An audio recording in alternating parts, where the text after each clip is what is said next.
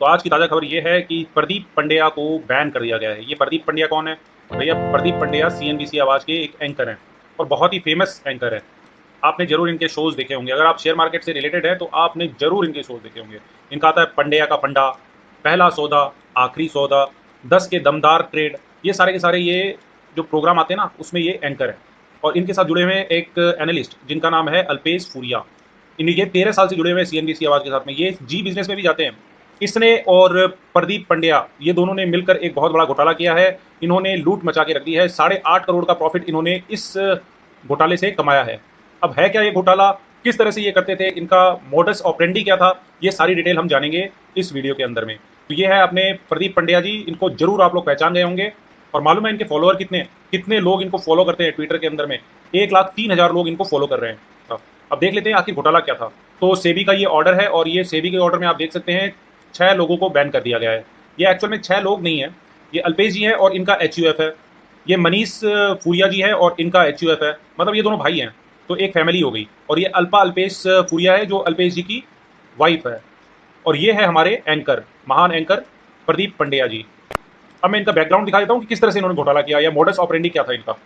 और ये देखिए ये सब टाइमिंग है, कितने बजे ये आते थे, किस तरह से ये रिकमेंडेशन देते थे। और जो मैंने बात कही ना, मैं तथ्यों के बेसिस पे कह रहा हूँ। यहाँ पे जी बिजनेस का नाम मेंशन किया है, ये सेबी की रिपोर्ट है उसमें मेंशन किया हुआ है। और ये पूरा चार्ट वार्ट बना के सेबी ने दिखा दिया है कि किस तरह से कौन सा फोन किससे रिलेटेड है, कौन सा ईमेल आईडी किससे रिलेटेड है। ये सारी की सारी डिटेल इन्होंने सेबी ने निकाली है ऑपरेटर के थ्रू और पूरी डिटेल यहाँ पे दी हुई है। ये सब पे ज्यादा ध्यान नहीं देना है। अभी मेन जो ध्यान देना है सीधा उसी टॉपिक पे हम लोग चले जाएंगे। ये चार्ट 1 और चार्ट 2 दोनों खाली रिलेशन दिखाने के लिए कि इसके पास ये फोन है, इसके पास ये ईमेल आईडी है, ये सारी डिटेल बताने के लिए है। अब जो मेन इंपॉर्टेंट है ना, तो ये टेलीफोनिक कन्वर्सेशन जो इनके बीच में होता था ना, प्रदीप पंड्या और अल्पेश फूरिया जी के बीच में, तो 377 कॉल इन्होंने एक साल के अंदर अंदर में किए हैं और लगभग 24 घंटे इन्होंने बात की है। क्यों बात करते थे भाई, इतनी लंबी लंबी बातें क्यों करते थे? सीधा एक एग्जांपल देके बता रहा हूँ। सेम मोडस ऑपरेंडी ये सारे स्टॉक में करते थे, ठीक है। तो ये जो पंड्या का फंडा है ना, इन्होंने एक स्टॉक रिकमेंड किया था। स्टॉक रिकमेंड किया था एनआरबी बियरिंग, बाय करने के लिए रिकमेंड किया था। कब रिकमेंड किया था? 20 तारीख को। 20 तारीख को 9:25 पे इन्होंने रिकमेंडेशन दिया था। और इन्होंने जो टारगेट दिया था वो 87 रुपीज का था। अब ये क्या करते थे कि एक दिन पहले, ये मंडे का दिन है, ये ध्यान रख लीजिएगा, तो 20 को रिकमेंड किया, तो 17 को ये अल्पेश जी और मनीष सूर्या दोनों भाई भाई हैं, ये दोनों क्या करते थे, इस स्टॉक को उठा लिया इन्होंने। और इस स्टॉक को कितना क्वांटिटी में उठाया, कितनी क्वांटिटी में उठाया, ये पूरी डिटेल यहाँ पे दी हुई है। तो ये देख सकते हैं आपने, अल्पेश सूर्या जी ने लगभग 1 लाख शेयर उठाए, इन्होंने 13,000 शेयर उठाए और लगभग 66 रुपीज पे दोनों ने ही उठाया है। और इन्होंने 20 तारीख को जैसे ही प्रदीप पंड्या जी ने रिकमेंडेशन दी, वैसे ही इस स्टॉक में तेजी आ गई। और तेजी आने के कारण ये इन्होंने तुरंत एग्जिट कर दिया। बाय कब किया? एक दिन पहले, रिकमेंडेशन देने से पहले। और एग्जिट कब किया? जैसे ही रिकमेंडेशन दी इमीडिएटली इन्होंने एग्जिट कर दिया। 11 रुपीज का गेन हुआ, 11 रुपीज का, लगभग 20% का गेन है ये। और इसमें इन्होंने कमाए कितने? तो 13 लाख रुपए एक दिन के अंदर में इन्होंने छाप लिए। अब ये 13 लाख किसके पॉकेट से गए होंगे मालूम है? किसी ना किसी इन्वेस्टर के पॉकेट से गए।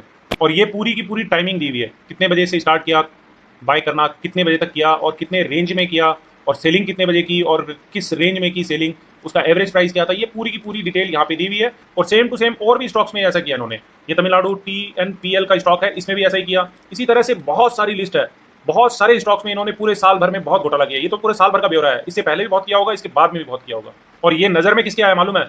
ये स्टॉक एक्सचेंज की नजर में आया और उन्होंने रिपोर्ट किया सेबी को कि भैया हमें ऐसा लग रहा है कि ऐसा ऐसा घोटाला चल रहा है। और ये देखिए, ये है चार्ट किसका? एनआरबी बियरिंग, जिसका मैं बात कर रहा था ना, सिर्फ उसी का चार्ट दिखा रहा हूँ। यहाँ पे वो एक्यूमुलेशन अपना शुरू करते थे 65-66 के रेंज में, ये एक्यूमुलेशन इन्होंने शुरू कर दिया। उसके बाद में इन्होंने यहाँ पे डंप कर दिया। ये जो बड़ा वॉल्यूम दिख रहा है ना, ये वाला लाइन ऊपर तक जो गया है, ये एक्चुअली इनकी सेलिंग हो रही है। यहाँ पे इन्होंने बाइंग परचेज यहाँ पे किया है और इन्होंने डंप यहाँ पे किया। और जैसे ही ये आके चिल्लाते हैं ना कि बहुत अच्छा है, इसका सेल्स ऐसी है, इसकी ग्रोथ ऐसी है, इसकी ये है वो है, इसकी ईपीएस ये है, इसमें इतनी ग्रोथ आ रही है, इतना होना चाहिए, ये होना चाहिए, 87 रुपीज तक पहुंचेगा ये शेयर। इसी तरह से मेगा ऑर्गेनिक्स से ये चार्ट है और इसमें भी सेम टू सेम प्रोसीजर हुआ है। और ये देखिए, ये यहाँ पे रिकमेंड किया और यहाँ पे ये निकल गए। और ये देखिए, ये पूरी की पूरी डिटेल बता रहे हैं कि किस तरह से ये रिकमेंड करते थे। ये पूरे कंपनी के कंपैरिजन करते थे, फाइनेंशियल्स को दिखाते थे, प्रीवियस क्वार्टर, करंट क्वार्टर, ये सारी की सारी नेट प्रॉफिट मार्जिन की figure, export made by the company, पूरी की पूरी डिटेल ये इसमें दिखाते थे। जैसा कि आम न्यूज़ चैनल में होता ही है, गवर्नमेंट पॉलिसी, इंस्टीट्यूशन होल्डिंग, ये सारी की सारी चीज़ें मतलब रिकमेंड करते थे, सब चीज़ बताते थे। और आपको ऐसा फील करा देंगे भैया आपने ये नया नया शेयर देखा है, इसमें जस्ट आप जंप करके बाय कर लो। और हम लोग बेवकूफ़ बन के उसे बाय भी कर लेते हैं। इनके सारे अकाउंट्स ये सब सीज कर दिए गए हैं अभी, मतलब ये इनकी हालत पतली कर दी गई है। जरूरी है, बिल्कुल जरूरी है। तो आप लोगों को इससे सीख क्या मिलती है? इससे सीख यही मिलती है कि आँख बंद कर कर किसी पे भी भरोसा करना स्टॉक मार्केट के अंदर नहीं होना चाहिए।